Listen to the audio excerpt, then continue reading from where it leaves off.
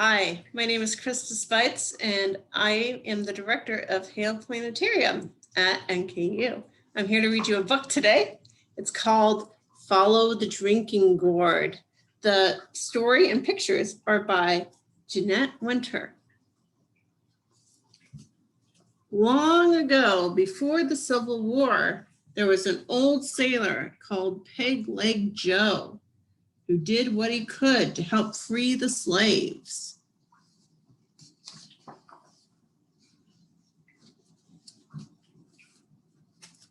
Joe had a plan. He'd use hammer and nail and saw and work for the master, the man who owned slaves on the cotton plantation.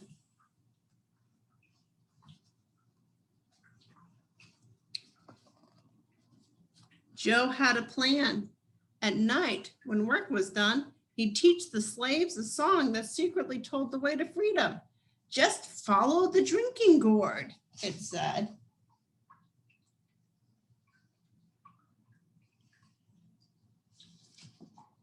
When the song was learned and sung all day, Peg-Leg Joe would slip away to work for another master and teach the song again. One day, a slave called Molly saw her man James sold to another master. James would be taken away, their family torn apart. Just one more night together.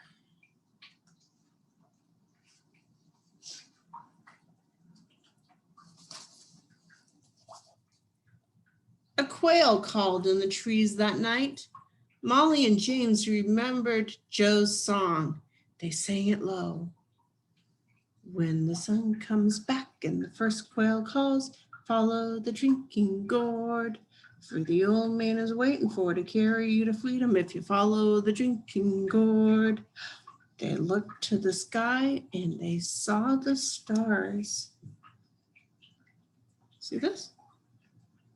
We call it the Big Dipper. They call that the drinking gourd.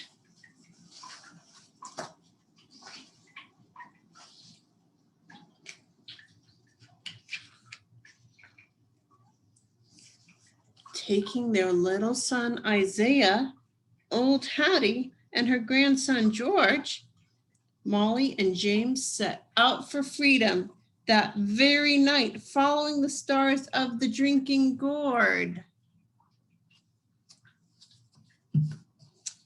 They ran all night through the field till they crossed the stream to the woods. And do you know how they followed the stars? So the Big Dipper, these two stars at the end, called the pointer stars. And if you draw a line between them and extend that line up, it gets to a star that doesn't move in the night sky. It's always in the same place. And it's called Polaris, or the North Star. So if they just face that North Star, they can get to north. That's how they follow the drinking gourd to get north. When daylight came, they hid in the trees, watching, listening for the master's hounds set loose to find them. But the dogs lost the runaway scent at the stream, and Molly and James and Isaiah, old Hattie and young George were not found. They hid all day in the woods.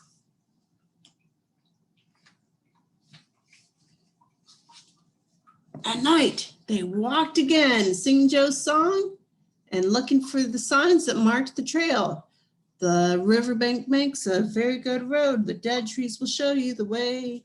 Left foot, pig foot, traveling on. Follow the drinking gourd. See on this dead tree? There's a sign. It's a left foot and a pig foot, because that's what Peg-Leg Joe had.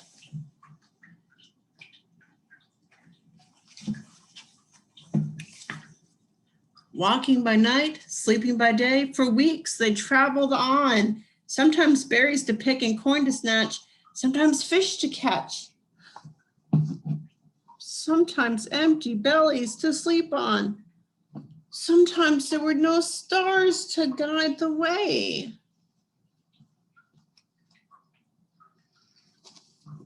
They never knew what lay ahead. There was danger from men who would send them back, and danger from hungry beasts. But sometimes a kind deed was done.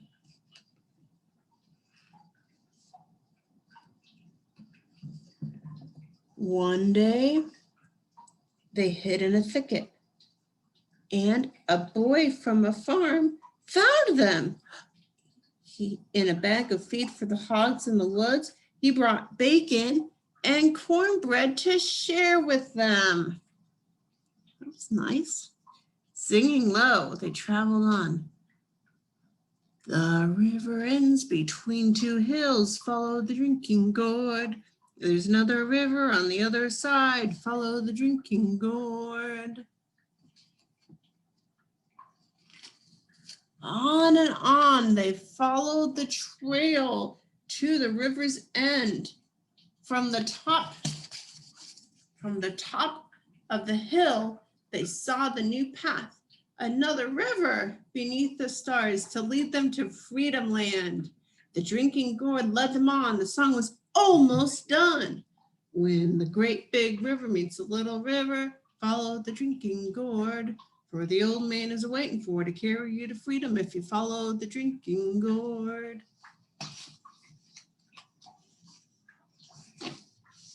Then they climbed down that last hill.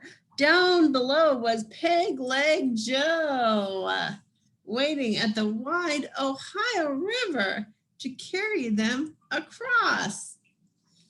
Their spirits rose when they saw the old man. Polly and James and Isaiah, old Hattie and George ran to the shore.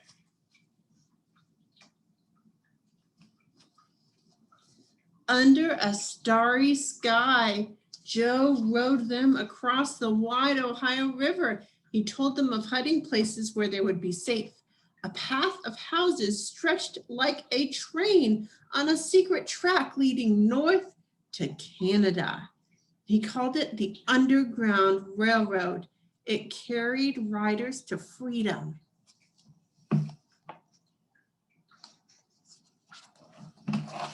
The first safe house stood on a hill. The lamp was lit, which meant it was safe to come.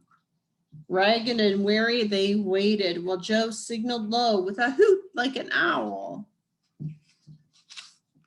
Then the door opened wide to welcome the freedom travelers.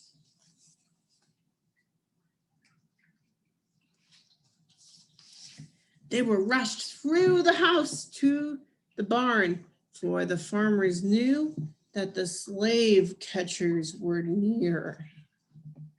A trapdoor in the floor took them under the barn to hide till it was safe to move on.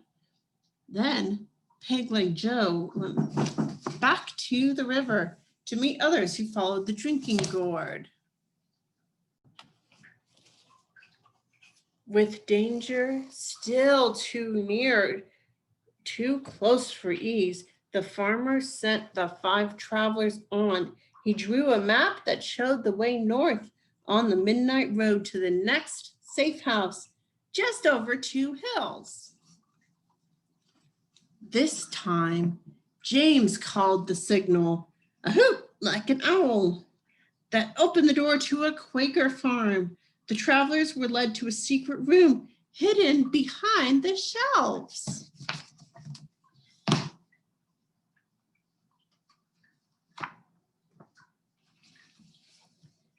They rested here for many days and healed their wounds. Soft beds, full meals, new clothes, hot baths washed away some of the fear and pain. Isaiah smiled.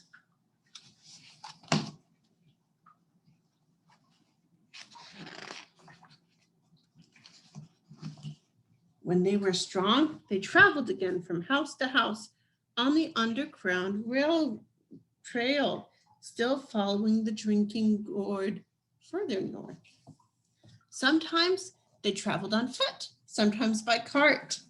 The wagon they rode near their journey's end carried fruit to market and the runaways to freedom.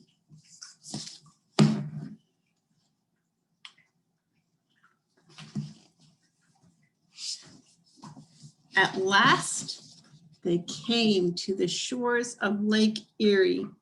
Molly and James and Isaiah, old Hattie and young George climbed aboard the steamship that would carry them across to Canada, to freedom.